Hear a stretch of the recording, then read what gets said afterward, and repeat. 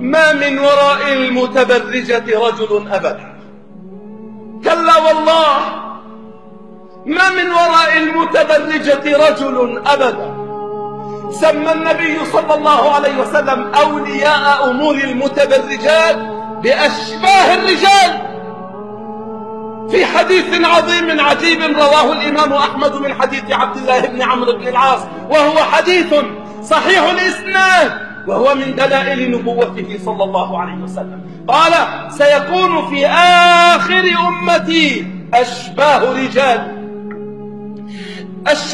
رجال ينزلون بأبواب المساجد ونساؤهم كاسيات عاريات. سبحان الله، ينزلون بأبواب المساجد ونساؤهم كاسيات عاريات مائلات مميلات، العنوهن فإنهن ملعونات. لهذا كان التبرج من سنة إبليس، به يفسد المجتمعات، وهو سهم إبليس الذي لا يفسد.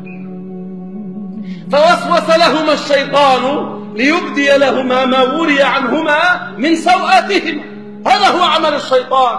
يا عباد الله، لا يفتننكم الشيطان كما أخرج أبويكم من الجنة ينزع عنهما لباسهما ليريهما سوآتهما. والله ما رفلت امرأة بزينتها خارج بيتها إلا كانت كظلمة يوم القيامة ولا نور فيها.